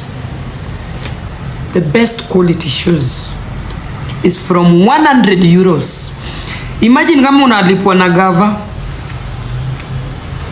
utanunua kiatu lini? Hiyo pesa you cannot spend it kununua manguo. Uangani pesa ya food na rent and that's it. Na ulipiwe ukiwa msick, you go to the hospital. In Kenya it sounds like paradise, but it is not. Hiyo ni slavery mentality. Anaye ngoja kulishwa kwa mlango ni mjinga. Wewe ni slave to the government itself. And because they are feeding you, they have a say on you. Huwezi enda holiday when you are eating government's money. And if you are going to explain to them unaenda kufanya nini? Umetoa pesa wapi? Tunakulisha. Hiyo pesa ya kwenda holiday umetoa wapi? Tuanzie hapo. Yani you are lost when you are eating government's money. You are lost. You are a slave. Najua hiyo pesa ya gava, it sounds like paradise. Wewe kama Mkenya usikie government inalisha watu, inalipia watoto shule, inafanya nini, but if you look well into it, it's modern slavery. You need your freedom. You need your movement. There is no human being that can be kept in a kennel like a dog. You will run mad. And in Europe, we live like dogs anyway, because we are closed in our houses. We don't move. Akili iko too close TV. You don't even know your neighbor. Watu hawaendangi kanisa. Juu kanisa ni kama nini? Matanga. Quiet. Civilization. Uko tu hivi. Unajiuliza hii ni kanisa ama hii ni matanga? Afadhali ukae kwa nyumba. So guys, before you decide the lifestyle of a white man, think 10 times. And Europe is changing. Europe is not friendly anymore. It is changing rapidly. Life has become difficult. Wazungu wenyewe wako worried about their future. And you live the beauty of your country with everything it can offer. Unaenda Europe to waste your youth. You are going to waste your youth in winter doing nonsense. In fact, your youth, you need a young man in your life to exercise your conjugal rights. Kabla uende kunyonya huko Mboro mzee, hebu kula hizi mnachapa vizuri. Hebu zako hata watoto 2 3 before you decide for that hiyo maisha mnafikiri ni kuzuri huko. I'm telling you for free. I wasted my youth. I wasted 10 years of my life not getting my conjugal rights the right way. Hapa Kenya uko na hiyo freedom ya ku exercise your conjugal rights how you want, anytime, any day. We don't have that. Ukishaenda ukosane na huyo mzungu wako alafu it remains either utapush na oga akona bibi yake, so which means oga atakuwa anakuvumilia tu once in a while, anaiba. Is that the life you want? That is the life we have in Europe, and that's the truth about it. I'm not sugarcoating. Which woman stays 2 years bila kuguzwa kinembe? Na hapa Kenya uko na hizo nini opportunity. Europe utakata 3-4 years kinembe ikilia machozi. Na hizo ndio vitu uchizisha mtu.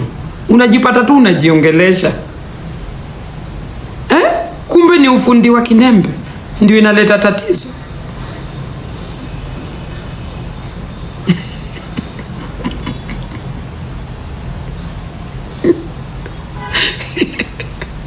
Look at Diana Ross, a pure example of mental illness abroad. Diana Ross is a very good example of mental Pythagoras theorem abroad. You make decisions of going abroad, you get locked there, you cannot come back home. You start dreaming of your passed away husband, no way to come back home. Si utachizi? Mshaisikia mtu ana importiwa Panadol abroad? Diana Ross takes Panadol from Kenya. Mmewaisikia mtu anakunywa Panadol from Kenya?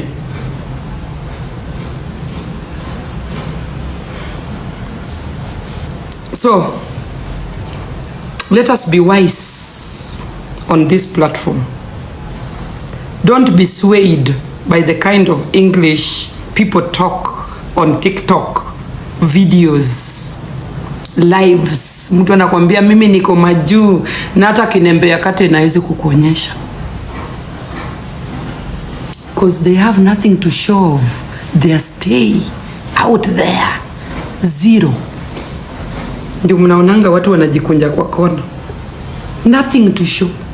Zero. Alafu gari ni 10 shillings. Gari za majuu. Gari sio nini? Gari sio, it's not a what? How do I say it? Gari sio, it's not a big deal owning a car in Europe. A car is like, you can get a 200 euro car. Na uko tu sawa. So, we don't look at cars in Africa. Nini umeniangalia hivyo? Tunaweza angalia bathroom. Mbona ameniangalia hivyo? Huyu tulikosana. Mwambie niangalie vizuri. And you say hi. Mimi sina shida nawe. Mimi hata sikozana na wapi. And you are very young by the way. Yeah, of course. Yeah, focus. Actually, the master.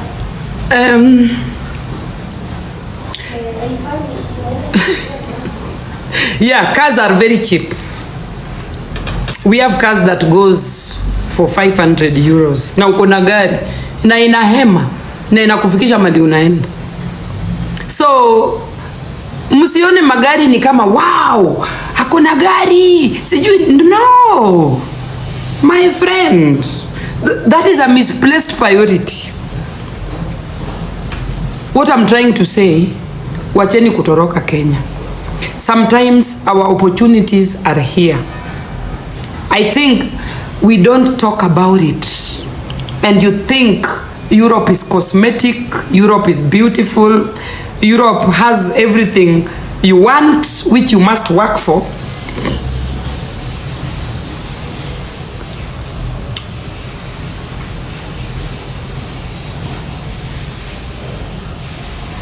So, tufundisheni hawa wasichana wetu wadogo wabaki tu nyumbani. Najua mutaargue na mimi, why did I live abroad? Mimi nilienda when I was not knowledgeable. Nilikuwa na akili ndogo hivi. Akili yangu ilikuwa imenifikisha mzungu ndio kila kitu. Ukiolewa na mzungu, ukizaa na mzungu, ukionekana unatembea na mzungu, people look at you differently. People categorize you differently. Hiyo ndio akili nilikuanga nayo. Mzungu is nothing. You can make life even with a black man. Bora mapenzi. Bora uinvest kwa hiyo relationship. You can still make it. Hapa kwa ground. Siku hizi wazungu wamechange. They don't do relationships. Hawapendi watoto. Ukipata mzungu mpaka anapiga padlock fridge juu ana control food yake vile inakulwa. Si afadhali ubaki tu hapa Kenya. Why should I get married to a white man mwenye anafunga fridge na padlock? Ama end month ninalipa stima, maji, analipa rent. Nijikute. And then the worst part of it, mijulusu zao pia haziko tamamu. Uko na zile mijulusu zina nini? Zinaninginia. Imagine your frustration yote.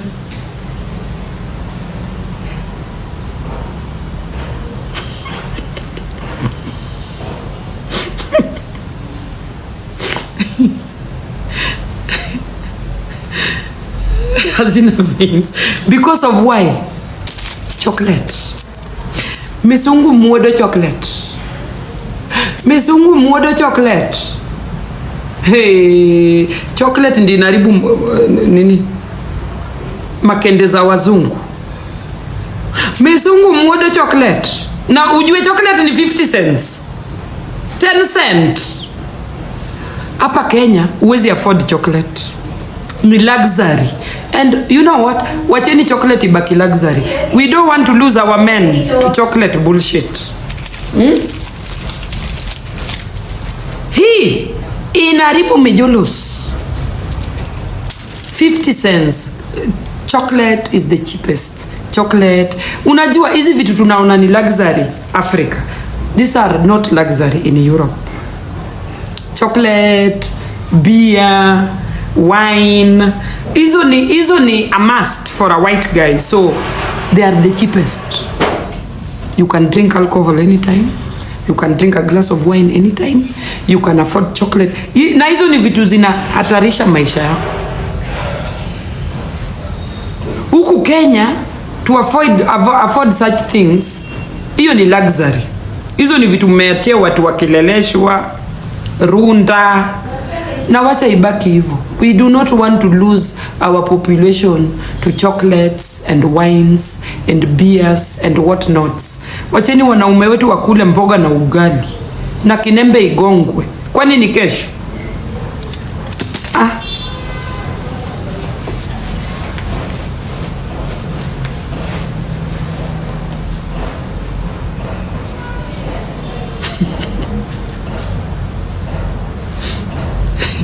Why 90% of wazungus are divorced? Because of the bills. The bills. And white people, they work towards being independent, so they don't need each other. You don't need a man when you are independent. You can pay your bills. You can take yourself for holiday. What do you need a man for? Akugonge kinembe alafu. There are ones who are married and they stay in different bedrooms because kila mtu wako tu na pesa yake, so wako tu same.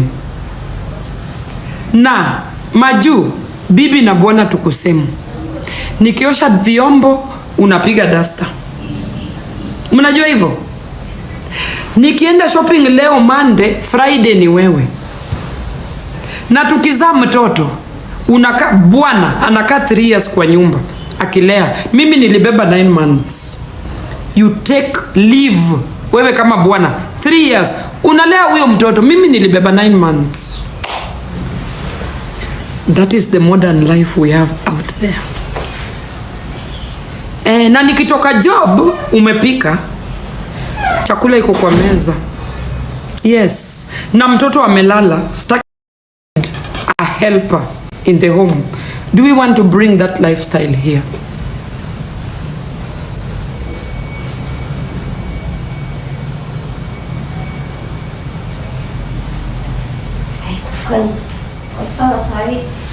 Umemaliza? Ametengeneza? Yeah. Thank you. So guys, there is a lot about Europe that nobody tells you. Mnaonanga tu the best part of Europe.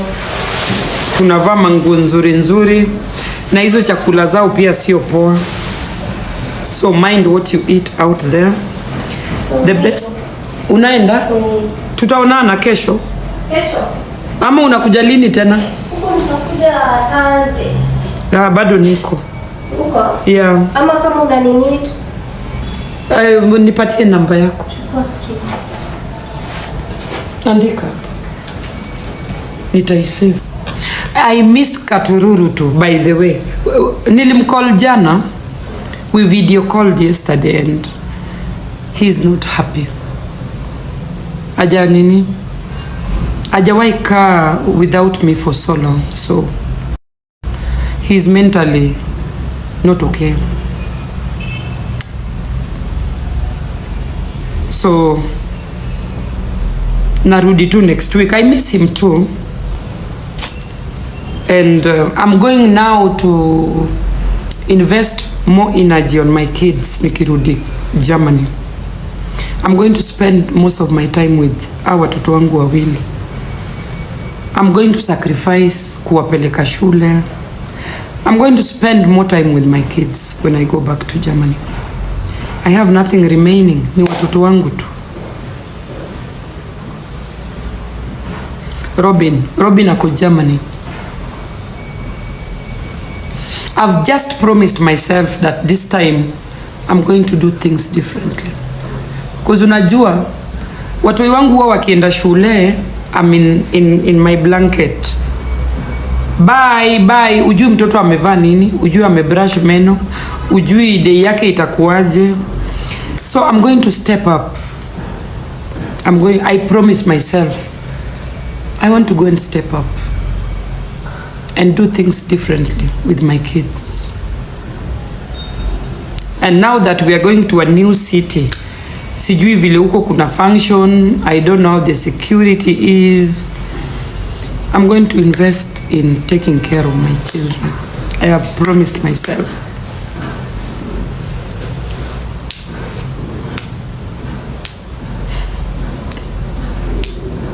And guys, you know, when we have these kids around, we don't value them. And people who move away from their kids, they're not doing well. They miss their children so dearly. Nobody wants to stay away from their kids. And the moment you move away from your kids is when you realize how important you want them around you. So it's not an easy. Wenye wako nao watoi around them don't care.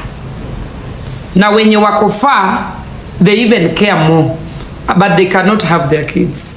So it is a cycle of confusion where ninawambia guys,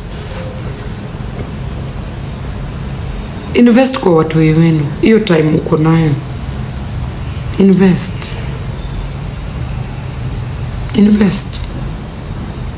Mimi jana niliona mtoto wangu, I almost cried. Na nimekaa tu 4 weeks away from him. Karibu nilie, lakini lazima nivumilie. Na ujue nilimwacha na babake. I left him with his dad. So it's very important that we stay closer to these kids when we can. Kama bado wewe ni mzima, take this opportunity to be there for your kids. It doesn't matter kama uko na pesa ama hauna.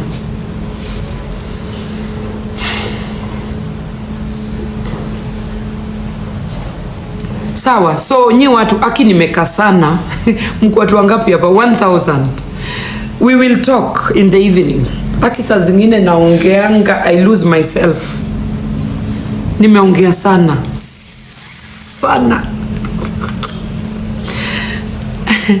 We will talk in the evening. Alafu kesho niko na game. Please, mkuje tu mni support. If you want to keep this conversation going, mni support tu tafadhali.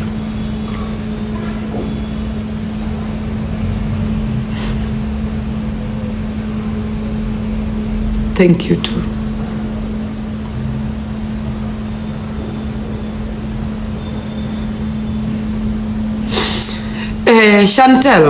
Chantel anauliza how about watu wako Saudia na wameacha watoto Kenya.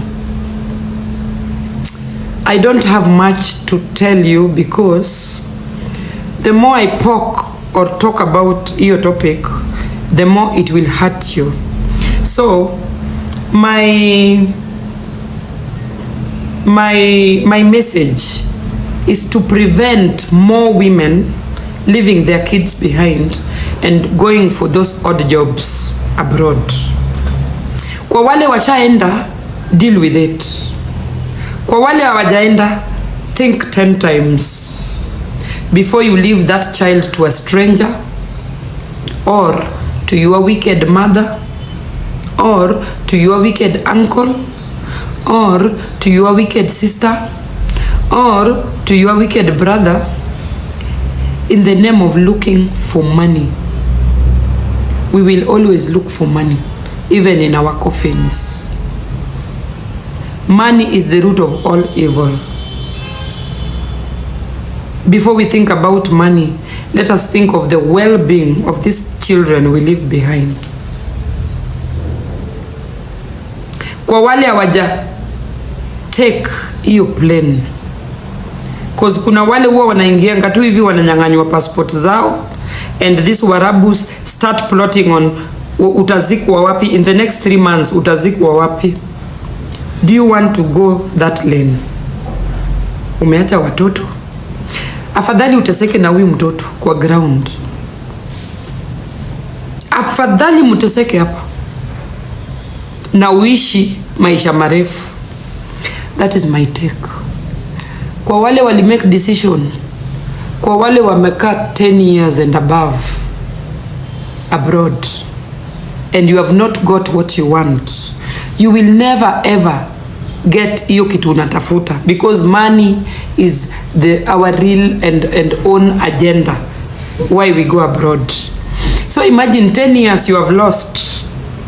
Ukirudi utapata huyo mtoto, pengine uliacha mtoi wako akiwa 10, when you come back she's 20, she's married already to somebody older than her, she has her kids already. Misplaced priorities, years gone, years wasted. Pengine umetoka Uarabuni, hiyo pesa pia hujarudi nayo. So guys, before you make that trip, before you make that decision, mtasema niko na wivu, think twice. Think twice. Kuna mtu anasema situation ndio inafanya. Kama situation yako inakwambia upande, panda ndege. Si ni wewe unapanda, si mimi.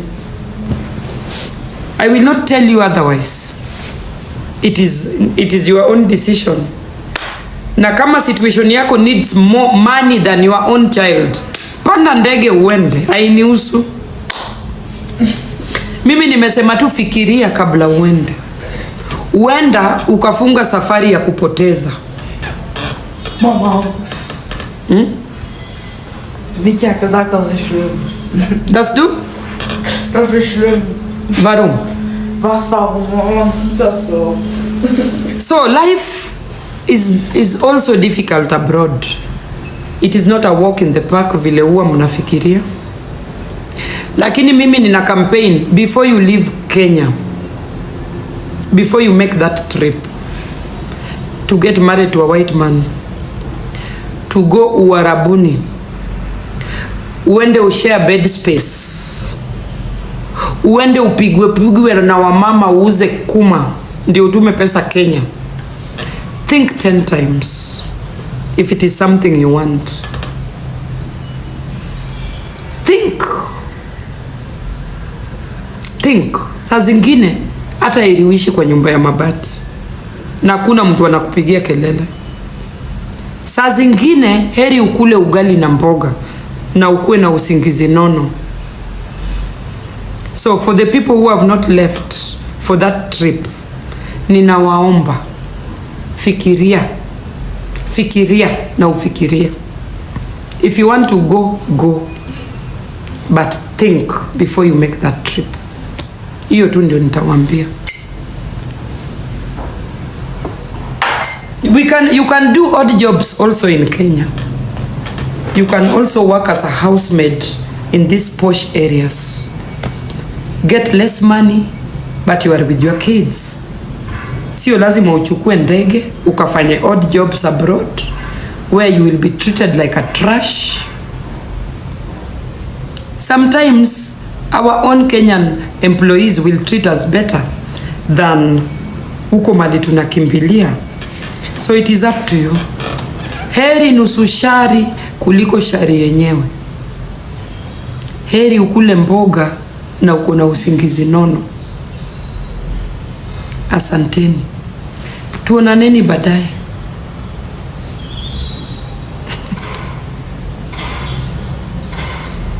See you later. I still campaign for people to stay home and try here. Kuna opportunities hapa. If you allow yourself to exhaust them, you will find a way, your way up. Hauwezi kosa.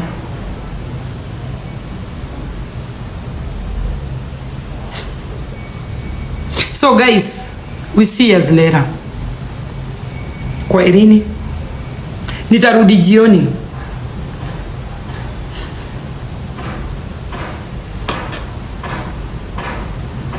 Yes, let us think outside the box before we make easy crucial decisions.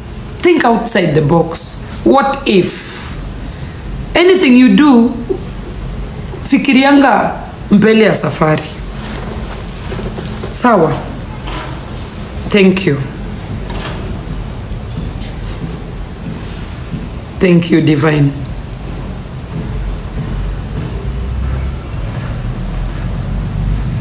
Bye bye. Hebu nifunge. So thank you so much for watching the video to the end. Remember to like, share, comment, and if you have not subscribed, please make sure you subscribe and put on the notification bell so that you know every time I post a new video.